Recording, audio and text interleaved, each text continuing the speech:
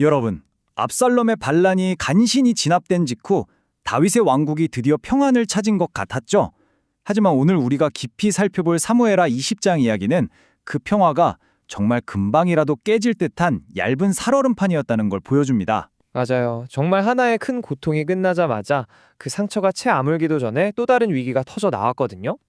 사람들 마음속에 남아있던 갈등의 불씨가 완전히 꺼지지 않았던 겁니다. 여기서 아주 자연스러운 의문이 하나 생기죠. 왕이 무사히 돌아왔다면 이제 안정을 찾아야 정상인데 도대체 왜 이 평화가 지속되지 못했을까요? 참 안타깝게도 이 새로운 반란의 불씨는 아주 사소한 자존심 싸움에서 시작됐습니다. 유다 지파와 이스라엘 지파 사이에 얽혀있던 그 명예욕 그리고 질투심 말이죠. 누가 왕과 더 가까운가를 두고 벌인 이 육신적인 경쟁심이 결국 세바라는 인물의 갑작스러운 반란을 촉발하고 맙니다. 처음 상황을 보면 이스라엘 지파는 다윗 왕에 대해 자신들이 10개의 몫을 가지고 있다고 강하게 주장했어요. 유다 지파보다 자기들 숫자가 훨씬 많으니까 왕에 대한 권리도 당연히 더 크다는 논리였죠. 호스트비는 그런데 유다 지파가 다윗은 우리 종친이다라며 거세게 맞서니까 상황이 정말 순식간에 뒤집힙니다. 이스라엘 지파가 그 자리에서 다윗에게 등을 돌려버리거든요. 대중의 마음이 얼마나 변덕스러운지 적나라하게 보여주는 대목이죠. 불과 몇 분 전까지만 해도 10개의 몫을 주장하던 사람들이 눈 깜짝할 사이에 우리는 다윗과 나눌 분깃이 없다고 선언하며 세바를 따라가 버렸으니까요. 이렇게 또다시 반란이 터지자 다윗은 즉각 대책 마련에 나섭니다.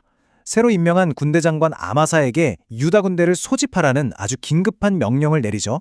다윗은 정확히 3일이라는 엄격한 기한을 줬습니다. 국가적인 초비상 사태였으니까요. 그런데 참 이상하게도 아마사는 왕이 정한 이 3일의 기한을 넘기고 지체하고 맙니다. 그리고 이 뼈아픈 지체는 곧이어 피바람을 불러오는 엄청난 파장을 낳게 되죠. 코스트비, 반란이 일어난 상황에서 군대 소집이 지연되다니 다윗 입장에서는 정말 피가 말리는 끔찍한 긴장감 속에 속이 새까맣게 타들어갔겠네요. 바로 그 순간 방금 전까지 군대 장관이었다가 아마사에게 자리를 뺏겼던 요압이 전면에 다시 등장합니다. 여기서 우리가 눈여겨봐야 할 건 요압의 마음속 깊은 곳에 또아리를 틀고 있던 무자비한 질투심입니다. 그는 지금 국가의 안위 따위는 안중에도 없었어요. 오직 자신이 자리를 뺏겼다는 그 모욕감과 복수심에 완전히 사로잡혀 있었던 거죠. 결국 기브온의 큰 바위 곁에서 요압과 아마사가 마주칩니다. 여기서 요압은 아주 치밀하고 소름 돋는 행동을 취하는데요. 걷다가 아주 자연스럽게 허리에 찬 칼을 바닥에 떨어뜨립니다. 그러고는 아마사에게 다가가 마치 친형제처럼 다정하게 인사를 건네죠. 그리고 상대가 완전히 무방비 상태가 된 그 틈을 타서 숨겨둔 칼로 복부를 그대로 찔러버립니다. 와, 정말 끔찍할 정도로 치밀한 계산이네요. 명색이 사촌지간인데 어떻게 그토록 차갑고 잔혹한 아기를 친근한 미소 속에 완벽하게 숨길 수 있었을까요? 요압이 다가가면서 건넨 내 형은 평안하냐라는 이 다정한 안부 인사는요. 우정으로 위장한 역사상 가장 무서운 배신 중 하나일 겁니다. 요압은 오른손으로 아마사의 수염을 잡고 입을 맞추는 척하면서 단칼에 그를 죽음으로 몰아넣었죠.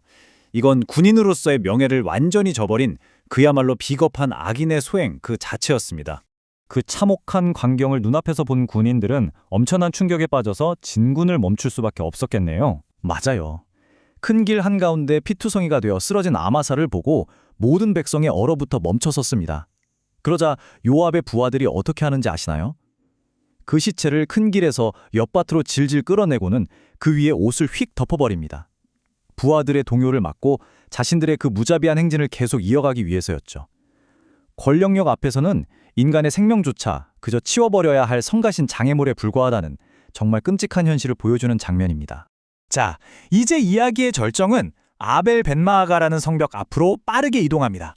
반역자 세바가 마침내 그 성 안으로 숨어들었고 요압의 군대는 성벽을 완전히 무너뜨릴 준비를 마쳤습니다.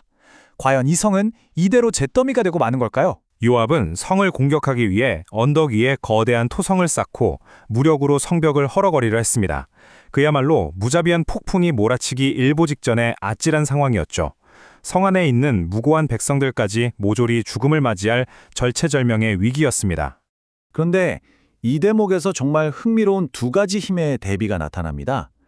요압이 보여주는 그 파괴적인 야망과 압도적인 무력 앞에 이름조차 알려지지 않은 한 지혜로운 여인이 조용히 등장해서 평화적인 교섭을 시도하거든요. 한마디로 무력과 복수, 그리고 외교와 평화의 팽팽한 대결이네요. 힘없는 평범한 여성이 그 잔혹하고 피도 눈물도 없는 요압을 상대로 대체 어떻게 협상을 이끌어낼지 진짜 궁금해지는 순간입니다. 호스트 A. 이 여인의 협상 기술을 보면 감탄이 절로 나옵니다. 그녀는 4가지 아주 핵심적이고 명확한 논리를 펼치는데요. 첫째, 이 성은 예로부터 지혜를 구하던 곳이라는 점. 둘째, 이곳 사람들은 평화롭고 국가에 충성된다는 점. 셋째, 이 성은 이스라엘의 어머니 같은 역할을 해왔다는 점. 그리고 가장 중요한 넷째, 이곳은 함부로 파괴해서는 안 될 하나님의 기업이라는 점입니다. 그녀의 이 완벽하고도 신앙적인 논리는 사무엘하 20장 19절에 아주 생생하게 기록되어 있죠. 호스트 B. 불과 얼마 전까지만 해도 사촌을 무자비하게 찔러 죽였던 요압이 그 여인의 말을 듣고는 결단코 그렇지 아니하다. 삼키거나 멸하거나 하려함이 아니니 라고 대답하다뇨. 진짜 놀라운 태도 변화 아닌가요? 그렇죠. 여인의 지혜로운 설득이 요압이 내세우던 공격 명분의 정곡을 정확히 찌른 겁니다. 결국 요압은 성 전체를 파괴하는 대신 딱 한 가지 조건만 제시합니다. 바로 반역의 주동자인 세바 한 사람만 넘겨달라는 거였죠. 지혜로운 대화 한 번으로 수많은 생명이 희생될 뻔한 끔찍한 파국을 막아내는 역사적인 순간입니다. 이후 사건은 아주 일사천리로 신속하게 해결됩니다. 여인은 지혜로운 말로 성읍 시민들을 설득했고 결국 그들은 세바의 머리를 베어 성벽 너머 요압에게 던져버리죠. 딱한 사람, 진짜 반역자만 처단함으로써 무고한 사람들의 피를 단 한 방울도 흘리지 않고 포위망이 풀리게 거군요. 공동체를 위협하던 죄의 핵심 뿌리만 정확히 잘라냄으로써 한 여인의 지혜가 끔찍한 대학살을 완벽하게 막아냈습니다. 요압도 곧바로 나팔을 불어 군대를 물리치고 예루살렘으로 철수하게 되고요. 폭풍 같았던 일들이 지나가고 이제 다윗 왕국의 질서는 새롭게 재편되며 안정을 되찾습니다. 군대 지휘관에는 요압, 호위병은 분야야, 감역관은 아도람, 그리고 사독과 아비아달이 제사장으로 나란히 임명되죠. 그런데 이 명단을 보면 참 씁쓸하고 어두운 아이러니가 느껴지지 않나요? 방금 전까지 개인적인 복수심으로 무자비한 암살을 저질렀던 그 요압이 결국 또다시 최고 군대 지휘관의 자리를 꿰찼다는 사실 말입니다. 겉보기엔 왕국의 행정이 번듯하게 재건된 것 같지만 인간의 끈질기고 탐욕스러운 권력욕이 남긴 그 지독한 뒷맛은 쉽게 지워지지가 않네요. 그래서 오늘 이 해설을 마무리하며 여러분께 마지막 질문을 던지고 싶습니다. 과연 진정한 평화는 압도적인 군사적 무력에서 오는 것일까요? 아니면 보이지 않는 숨겨진 지혜에서 오는 것일까요? 무자비한 권력과 폭력이 난무하던 그 혼돈의 한가운데에서 결국 수많은 생명을 구하고 평화를 이끌어낸 건 군사력이 아니라 이름 없는 한 여인의 조용한 지혜였습니다. 정확합니다. 무력은 갈등을 아주 잠깐 억누를 수 있을지는 몰라도 진정한 평화와 구원은 하나님을 경외하는 지혜로운 대화와 용기 있는 결단을 통해서만 이루어진다는 사실을 오늘 사무엘하 20장 이야기가 우리에게 묵직하게 전해주고 있습니다.